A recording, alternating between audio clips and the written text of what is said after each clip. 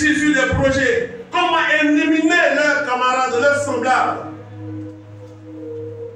Que ce soit au niveau des politiciens ou des religieux. Les gens réfléchissent sur comment éliminer un tel adversaire. Et c'est ce qui monte au cœur des hommes.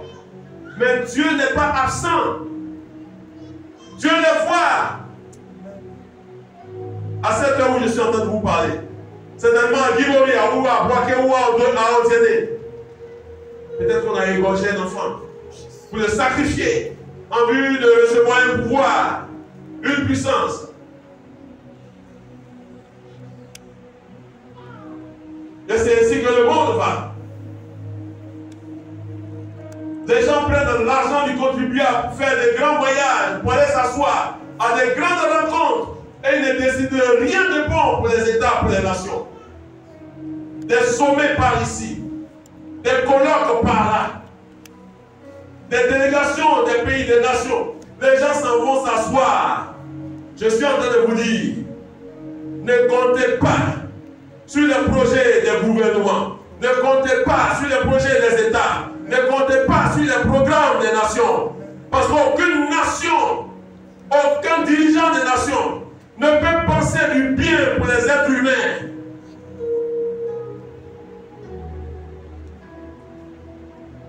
Parce que toute la terre est sous la puissance du malin. Voici pourquoi les gens sont inspirés par le diable et ils prennent des décisions, pas dans le but de régler les vraies questions. Pensez-vous qu'il y a des chefs d'État, il y a des ambassadeurs, il y a des diplomates, il y a des généraux qui s'asseyent au cours de leur réunion pour réfléchir sur comment vous allez avoir le salut? Comment est-ce que vous allez être sauvés? Au contraire, les gens sont tapis dans l'ombre, en train de conspirer. Certains même sont en train de réfléchir avec la collaboration de certains pasteurs. Comment faire pour fermer les églises? Comment faire pour arrêter des pasteurs? Et le Seigneur au ciel, il est en train de regarder.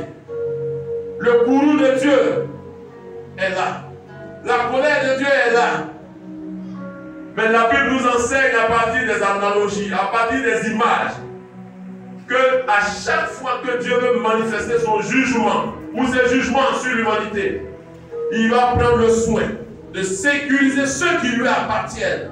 Dieu ne peut jamais mélanger tout le monde. Il ne mélange pas son peuple. Il ne mélange pas ses enfants avec les autres. Voici pourquoi il y aura l'enlèvement. L'enlèvement répond à cette analogie. Parce que lorsque Dieu devait détruire l'humanité, la première humanité du temps de Noé, la Bible nous dit que Noé était divinement averti. Et Noé a préparé toute l'humanité. Il a préparé sa famille. Les hommes ne croyaient pas ce que Noé disait. Comme aujourd'hui, plusieurs ne croient pas. Quand on leur dit que Jésus revient, quand on leur dit que ce qui se passe en Israël, c'est des signes que Dieu fera venir Jésus. Les gens ne croient pas. Quand on leur dit que le monde a fini, les gens ne croient pas. Noé a pris tout le temps jusqu'à ce que toute sa famille soit préparée. Quand sa famille était prête, que l'arche était construite, Dieu va donner l'ordre à Noé. Maintenant, tu fais rentrer ta famille. Tu prends chaque animal, parce que le temps est venu. La Bible nous dit que Noé rentre dans l'arche et ne s'occupe pas de son arrière, parce que Dieu même ferme à l'entrée de l'arche. Il ferme. Il était avec sa famille. Dans cette humanité de l'époque, je ne sais pas combien de millions ils étaient, mais la Bible nous dit que dès que Noé est rentré, que la porte de l'arche a été fermée, tout d'un coup, le ciel s'ouvre, la terre s'ouvre. Ce jour-là, il n'a plu depuis le ciel, il n'a plu depuis la terre. Avez-vous une fois entendu parler d'une pluie qui vient de la terre? Mais parce que Dieu était dans son courroux, dans la colère, pour éradiquer, pour effacer l'humanité pécheresse. Parce que le monde vivait dans le péché. L'eau est tombée du ciel. L'eau est sortie de la terre. Personne n'a échappé. Personne, quel que soit le sexe de la personne, homme comme femme, vieillard comme jeune, enfant, tous ont péri dans l'eau. Ce acte a été posé par celui qu'on appelle le bon Dieu, le Dieu bon, le Dieu d'amour, le Dieu de miséricorde. C'est lui qui avait châtié l'humanité. Dieu a détruit l'humanité. Mais avant que l'humanité ne soit détruite, il a mis ses enfants, son peuple, ceux qui le craignaient, au large. C'est une préfigure du salut que l'Église doit avoir avant que les jugements de Dieu ne commencent à s'abattre. La deuxième préfigure, c'est lorsque Lot devait sortir de Sodome et Gomorrhe. Encore à cette époque, c'était du n'importe quoi. Et ce qui va activer le courroux et la colère de Dieu, c'était l'homosexualité, qui consiste à faire en sorte que hommes et hommes se connaissent sexuellement. Femmes et femmes se connaissent sexuellement. Une dépravation, une immoralité. Les hommes sont tombés tellement bas qu'ils commettent homme avec homme cette infamie. Ce que même les animaux ne font pas. Aucun animal ne fait cela. Avez-vous une fois vu un chien qui va avec un chien? Ce que les animaux ne font pas. Les hommes ont perdu leur dignité, sont tombés dedans.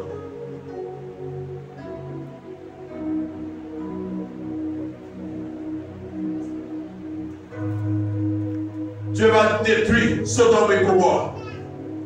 Dieu va détruire Sodome et Gomorrhe.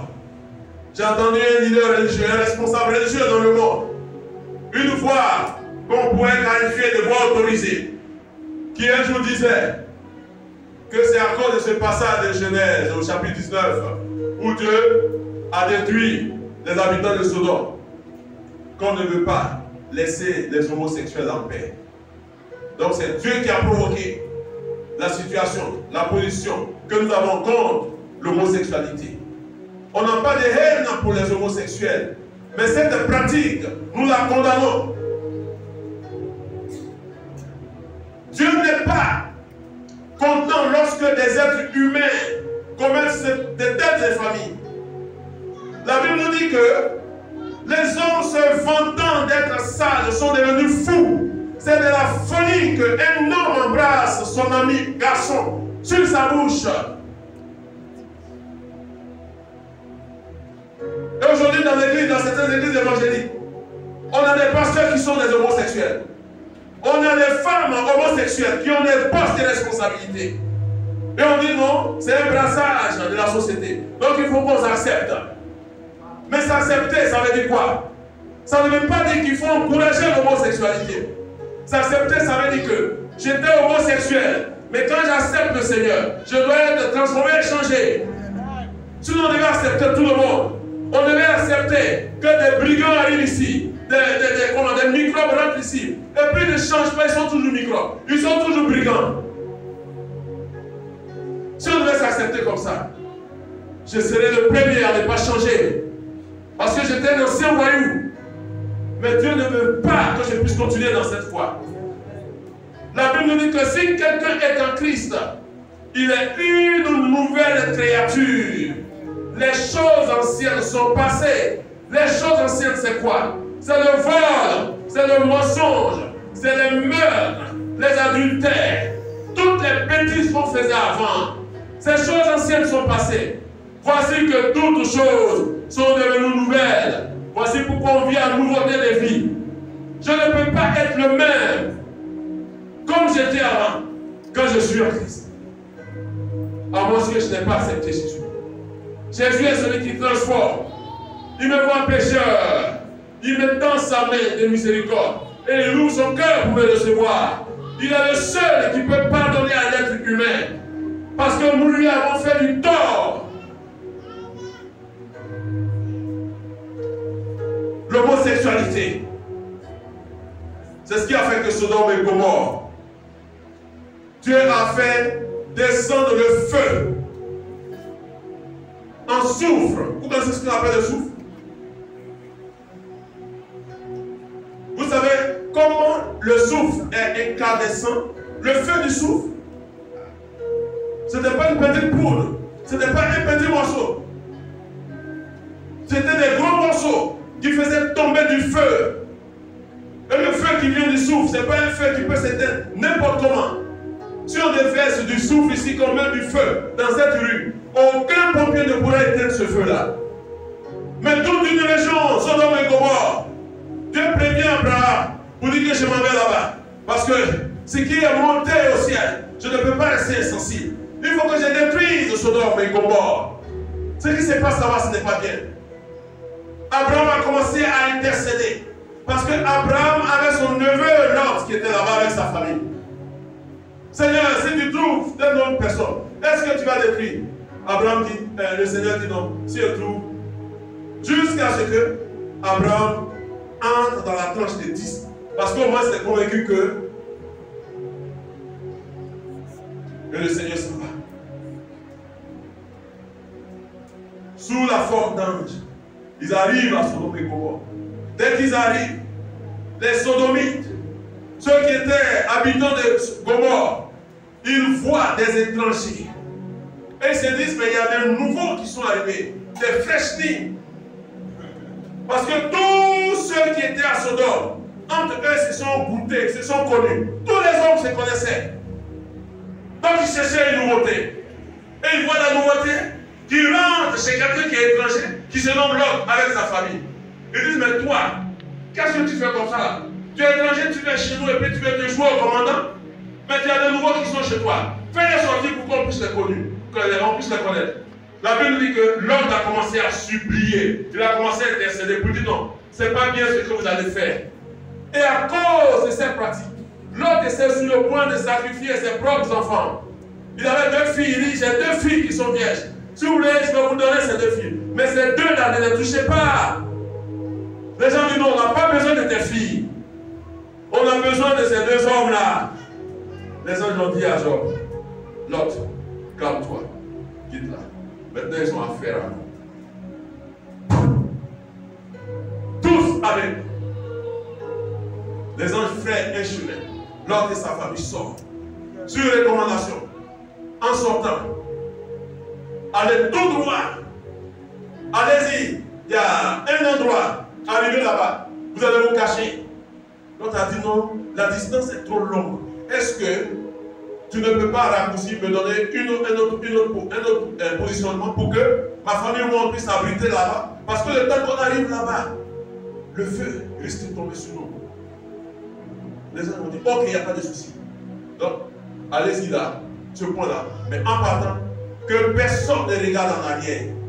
Que personne ne regarde en arrière. C'est cette histoire où la femme de Lot est devenue une statue de scène. Vous savez pourquoi? Parce que cette femme-là, beaucoup de théologiens disent que certainement, la femme elle-même était lesbienne. Ou la femme elle-même, elle avait des pratiques, elle avait beaucoup de choses à Sodome. Et c'était difficile et douloureux pour elle d'abandonner ce qu'elle aimait à Sodome. Voici pourquoi, quand elle entendait les crépitements, le feu qui tombait, elle imaginait son bien qui était en train de disparaître. Et elle est tournée, elle est devenue statue de scène. Est-ce que tu n'es pas un chrétien qui a cette même attitude, se penchant comme la femme de Lot?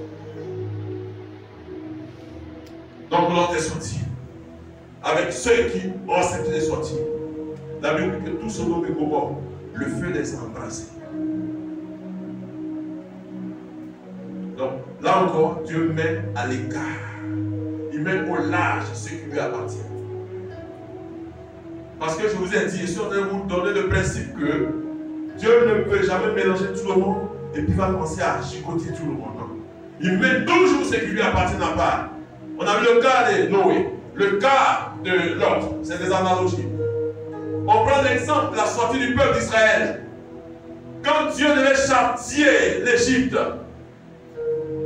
Dieu a dit à Moïse de dire au peuple d'Israël de se retrouver, chacun chez lui, dans sa maison, avec la marque du sang de l'agneau, le sang du salut. Et ça, les Égyptiens n'avaient pas ça. Et Dieu a châtié toute l'Égypte avec 10 plaies. Je vous dis, avec 10 plaies. L'avant-dernière plaie, c'est-à-dire la 9e plaie, c'était les ténèbres. la mort arrive. Vous savez ce que représente les ténèbres? La nuit.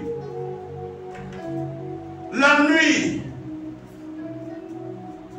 Et à l'horloge de Dieu, à l'heure au moment où je vous parle,